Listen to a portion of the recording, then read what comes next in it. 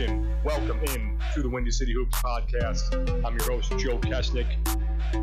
The Windy City definitely earning its name this week as it's about 25 below in Chicago today, but we're still making it happen here on the WCHP. So the Bulls very much still in the playoff hunt at 15-16 on the year. They take a loss last Saturday versus Raptors 905, 102-98. Some of the usual suspects performing well for the Windy City Bulls in that game. CJ Fair, 23 points, 8 boards. Walt Lemon Jr., 18 points, 9 assists, and 5 rebounds in 29 minutes. But the Bulls right now on a extended road trip leading into the beginning of February. So with the players and coaches away, we got something special for you on the pod today. Decided to be a good time to touch base with the front office of the Windy City Bulls. A little later, we'll be sitting down with Manager of Communications and Community Relations, Kalyn Hutchinson. But first, I was able to be joined by the team president of the Windy City Bulls, Mr. Brad Seymour. We're joined by the president of the Windy City Bulls, Brad Seymour. Brad, thanks so much for taking the time to join us today. Yes, thanks for having me. I appreciate it. So prior to joining the Bulls organization, you had some leadership roles in minor league baseball. How would you contrast that world and leading a G League franchise? In a lot of ways, what I do on a day-to-day basis is very similar, and that is, the easiest way to describe it is I'm in charge of everything off the court. In baseball, I was in charge of everything off the field, so running the business side, the sales, the marketing, the promotional efforts that we put forth, and guiding the business staff and ultimately driving revenues, controlling expenses. So in a lot of ways, I was doing the same thing in the baseball side. The biggest difference is on the baseball side, I was also in charge of the entire facility, and so I was tasked with booking other events. So I've done everything from major concerts to community events to you name it, anything to bring in additional revenues. So I was in charge of that, and then I was also in charge of running our own food and beverage company too. So, it was a little bit more robust in terms of the overall scope of the responsibilities, but really on a day-to-day basis, I'm doing the same thing and loving every minute of it. The Bulls have been a great organization to work with. The resources that are available to us are second to none, and it's been a blast, getting this off the ground and slowly growing it over the last 3 years. Any interesting stories from the minor league baseball days? Any Bull Durham or Brockmeyer-esque stories from those days? There are so many. I lived it for 21 years and so many great memories, and there's always, one or two stories that stand out. I will be happy if I never have to see another tarp again. It was probably 5 or 6 years ago, July 4th game. We're out there pulling tarp and I stepped on third base wrong. I totally didn't see it and I broke my foot. And literally the tarp did not stop. So I had to roll myself out. And, you in minor league baseball and in minor league sports, you do it all. And that's part of the fun as well, is that, you get to see and be involved in every aspect of really putting on these events for the community. And so, a lot of great memories, been around a lot of great people, both, the people that have played for us, the last couple of years here with the Bulls, and it's been fun to see the 4 or 5 guys that have gone on to the NBA level and see them reach their dreams. And then in the baseball world, it's countless number of guys that, I've been able to follow their careers and knowing that you played a little part in terms of providing the environment for them to, begin to achieve their dreams at the lower levels of the minor leagues. That's pretty satisfactory. And comparing those two sports, what do you think separates the experience of the G League? I think the biggest thing that I have realized is simply the resources of the NBA, the resources of the NBA franchise. In the minor league baseball, the majority of the teams, and certainly the teams I was with, were privately owned. And so, we had agreements with the major league organizations that we worked with, but we didn't have the financial resources. So you were truly responsible for everything that affected the bottom line. In this environment, there's a lot of support, both marketing, both on the court, from the NBA level, certainly on a national level, and what they've been able to do to grow the awareness of the circuit, but then also the individual teams, and then again, having the resources of a major league franchise that we roll up into. And it's not only financial, but it's also, the personnel resources. I'm able to work extremely close with all departments within the Chicago Bulls and lean on those people and really, some people that are experts in their field, be able to lean on them. So it's not just financial, it's the personnel, and you combine those two things with how popular the NBA is right now. It is just on a skyrocketing trajectory, and certainly that plays a part too.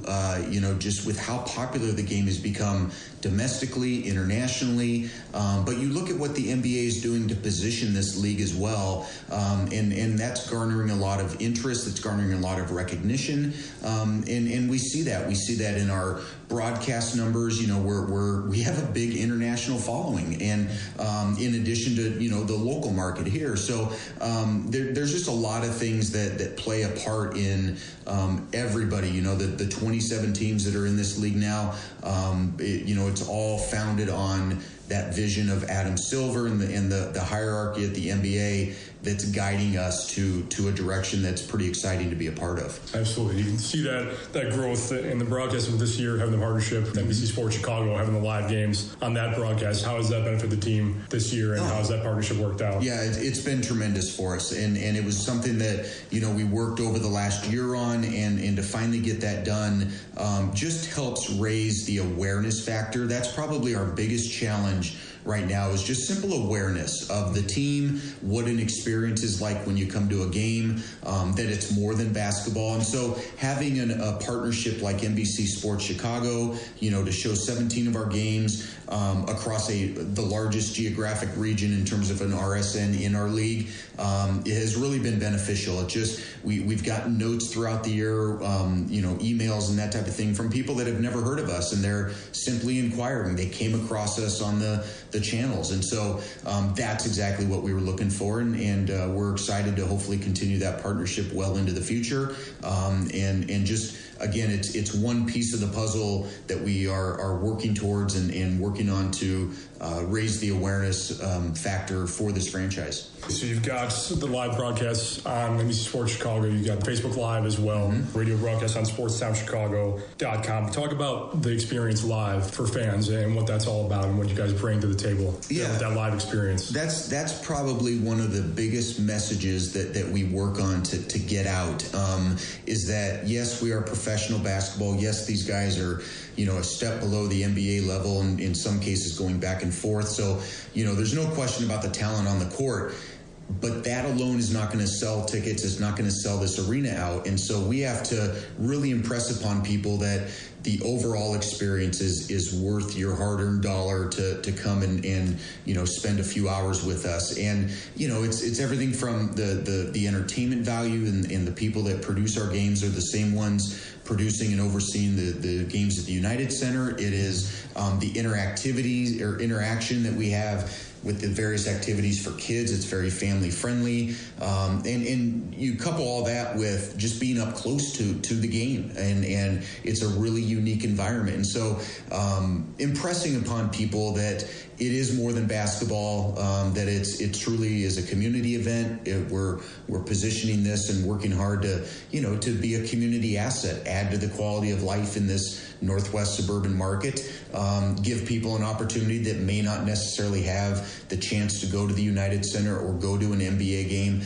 to come here right in your backyard and not only see a game, but bring the kids and have them also walk away feeling pretty good about it and having a really good experience. So that's really what we spend a lot of the time talking to people about, is that it's more than just basketball. You definitely see that professional in-game production, that's same as the NBA when you come to a game at the Sears Center Arena. So as it stands right now, the Bulls are very much in line for a playoff spot. What would that mean for the organization to get that first playoff run in the history of the team? Well, winning is always better than losing. I think that goes without saying. And, we've been on a pretty fun run over the last month and a half or so, as I think the roster stabilized and you're starting to see, some leaders in Walt and some other guys that have really stabilized this team, and we're seeing the positive results of that. If there's still a long way to go, but if we were able to eventually make a playoff run, those are always fun. I've been fortunate to be around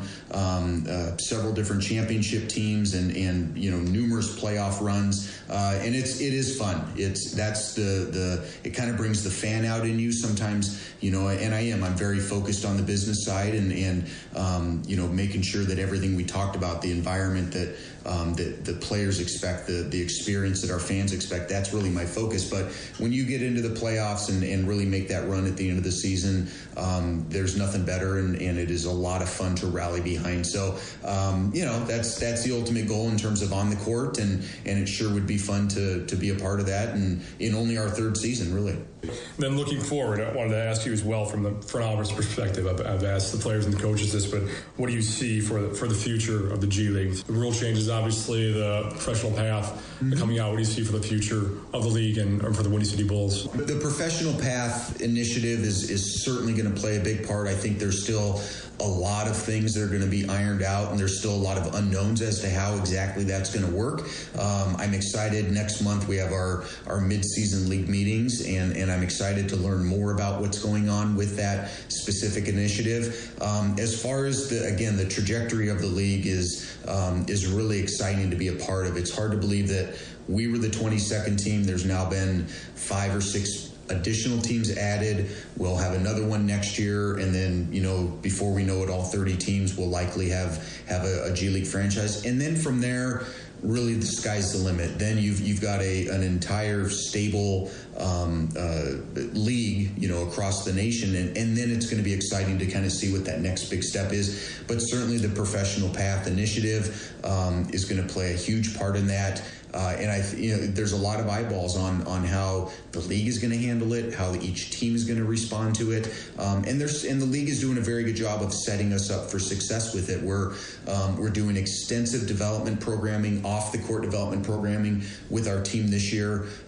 We started it out last year, and that's going to play a big part. It's more than just improving yourself on the court, and we want to be able to bring young players into this league and really make them well-rounded individuals. Not all of them are going to be superstars in the NBA, and so you want to set them up for success in life, and I think the NBA is doing a really good job of starting to lay that path for success in terms of that specific initiative. But you're seeing more and more players go to the NBA level. I can't remember what the percentage is in terms of how many G League guys are on opening night rosters or have seen action, but that number continues to grow, and NBA players rally around this. It's no longer a stigma to be put out on assignment to a G League team. The players are really looking at this as an opportunity to get more experience for their, especially the younger ones, for their careers. So lot of things to be optimistic about, a lot of things to be excited about,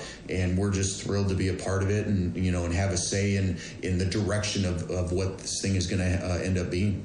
Brad Seymour, President of the Windy City Bulls. Brad, thanks very much for the time. All right, thank you. A huge thanks to Brad Seymour for taking the time to join the Windy City Hoops podcast. President Seymour done a tremendous job in leading the Windy City Bulls. The Bulls have really become one of the best run franchises in the G League under his tenure.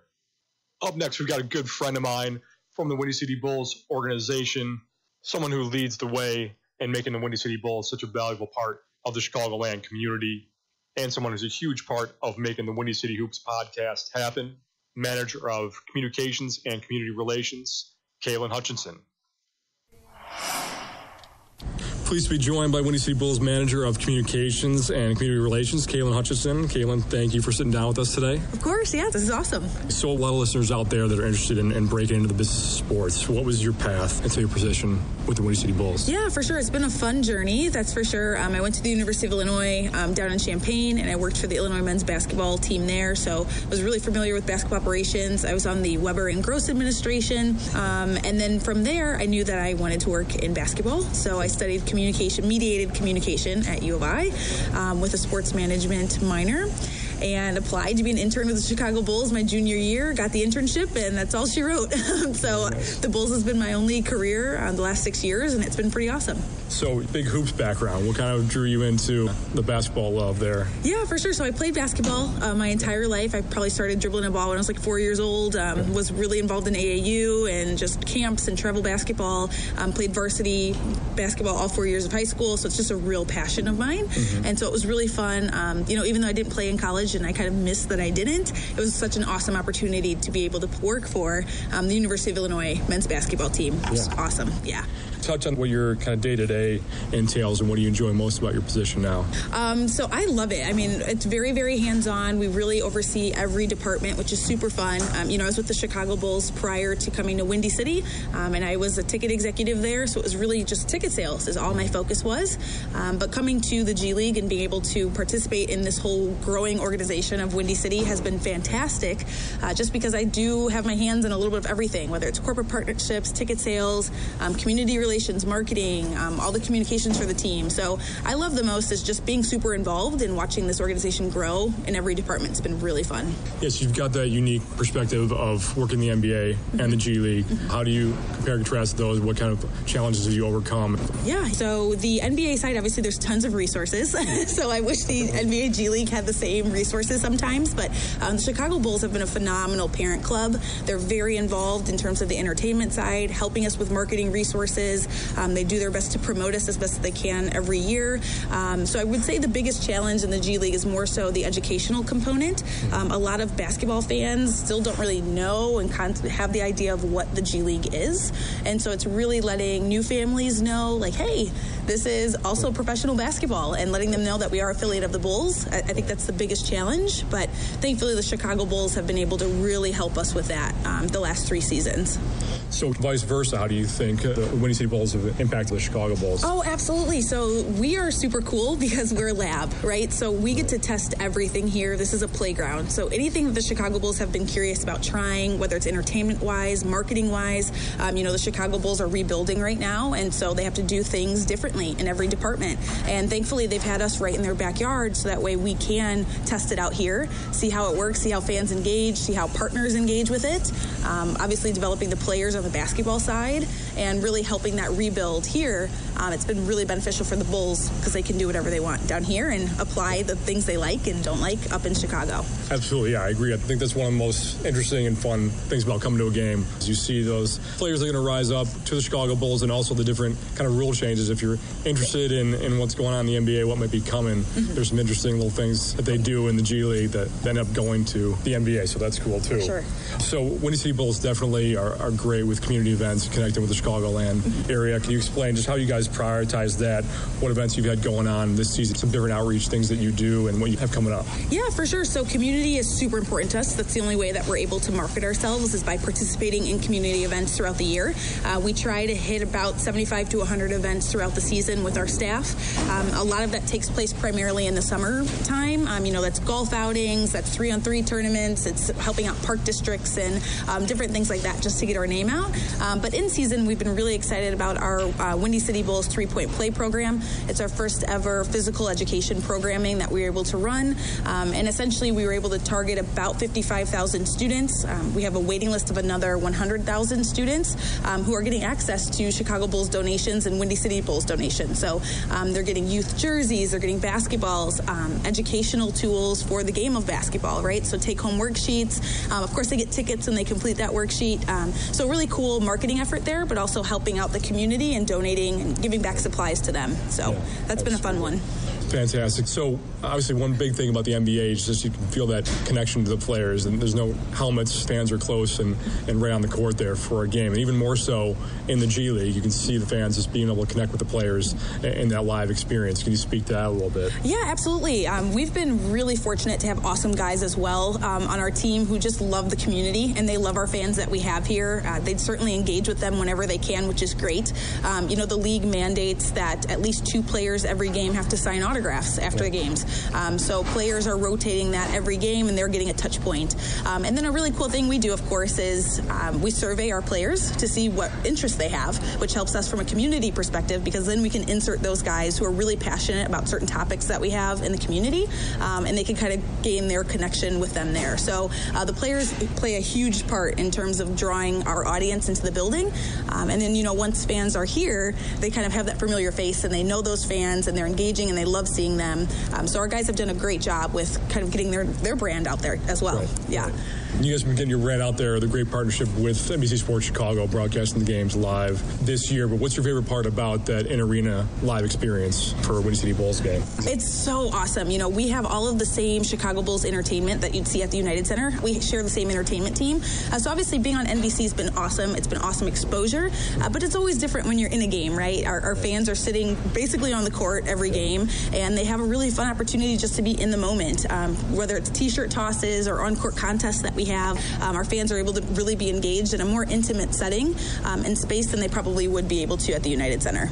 Yeah, absolutely. If you ever wanted to be courtside for a high-level hoops game, this is a great opportunity to do that at the Sears Center Arena, being right on top of the action. So I wanted to get you out here on this one, Kalyn. G League definitely experienced a lot of growth since the Windy City Bulls started their inaugural season. For someone who's in it every day, what do you see as the future for the league and for this team? Absolutely. So as you know, the G League's going for a 30-for-30 model. So we are very, very close to that. There will be 28 teams going into next year. Hopefully by 2020, we'll be looking at 30-for-30, right? So 30 G League teams. I think that's the coolest thing that we're seeing is just the progression on the basketball side, and the fact that so many NBA franchises want to get involved in this, and they see this feeder system as really being beneficial to their overall organizations. So I think that's super fun from a basketball perspective. And then just in general, having an outlet for families and local communities to do something together at an affordable rate, seeing a great product and something to do is super fun. So the more educated our fans are becoming about the basketball side as well as just the in-game experience, I think the overall perspective of the league is really going to expand phenomenally well. And it's just exciting to see fans getting ready for the season and getting excited. And it's been a growth every year since year one. Absolutely. Great. Thanks, Kalyn. Awesome. Thanks for the time. Thank you. Many thanks to Kalyn for joining the pod, and thanks again out to President Brad Seymour. As I mentioned earlier, the Bulls are road warriors right now. They've been on the road from January 22nd, and they'll be on the road all the way through February 5th. Bulls' next game is against the Delaware Bluecoats tomorrow night at 6 p.m. on ESPN+. After that, you can catch them First D Canton Charge Saturday, February 2nd at 1 p.m. You can always check in at WindyCityBulls.com to see where you can stream those games live. Bulls will then return home on February 5th at 7 p.m. First the Capital City Go-Go. The Bulls' next promotional night will be Saturday, February 9th versus the Grand Rapids Drive, which will be Community Heroes Night. The Bulls will be honoring police, fire, EMS, and military personnel on that night. The first 1,500 fans in the Sears Center Arena will receive superhero capes. To grab your tickets for the next Windy City Bulls home game, go to WindyCityBulls.com/tickets. Also, a quick note on the podcast, we are now available on iTunes, Google Podcasts, Stitcher, and Spotify, as well as YouTube and SoundCloud. You can check out the episodes there also, so be sure to hop on your favorite platform, subscribe, rate, and review to the Windy City Hoops podcast. Huge thanks for all the support out there in Windy City Nation. That'll about wrap it up for this edition of the Windy City Hoops podcast. Until next time, I'm your host, Joe Kesnick. Stay warm out there and go Bulls.